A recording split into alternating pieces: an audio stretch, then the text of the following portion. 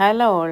അപ്പോൾ ഇന്ന് നമുക്കൊരു ചെടിയെ പരിചയപ്പെടാം. ഇതാണ് അയഡിൻ ചീര, അരുണോദയം ചീര, പ്രഷർ ചീര എന്നൊക്കെ അറിയപ്പെടുന്ന ഒരു സസ്യം. ഇത് ചീരവർഗ്ഗം അല്ലെങ്കിലും ഇതിനെ ചീര എന്നാണ് അറിയപ്പെടുന്നത്. നമുക്കറിയാമല്ലോ, ഈ ഇലക്കറി എന്ന് പറയുന്നത് നമുക്ക് ശരീരത്തിന് ഒരുപാട് ആരോഗ്യം പ്രദാനം ചെയ്യുന്ന ഒന്നാണ്. കണ്ണിൻ്റെ ആരോഗ്യത്തിനും ഇലക്കറികൾ വളരെ നല്ലതാണ്. അതുപോലെ ഷുഗർ നിയന്ത്രിക്കാനും ഒക്കെ നമ്മളെ ഹെൽപ്പ് ചെയ്യുന്ന ഒരു സസ്യമാണ് ഈ അരുണോദയം ചീര.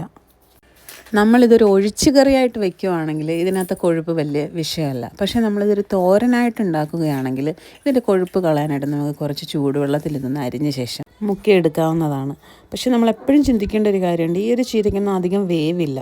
അതുകൊണ്ട് നമ്മൾ പെട്ടെന്ന് ഒരു ചൂടുവെള്ളത്തിലിട്ടാൽ തന്നെ നമ്മൾ പെട്ടെന്ന് അത് എടുക്കണം. അതുപോലെ തന്നെ അധികം ചൂട് ആവണ്ട വെള്ളം, ഒരു ചെറിയൊരു ഇളം ചൂട് മതിയാവും. അപ്പോൾ ഈ ഒരു ചീര കഴിച്ചിട്ടുള്ളവരൊക്കെ അഭിപ്രായങ്ങളും നിർദ്ദേശങ്ങളൊക്കെ അറിയിക്കണം. അപ്പോൾ അത്രയേ ഉള്ളൂ. Thank you.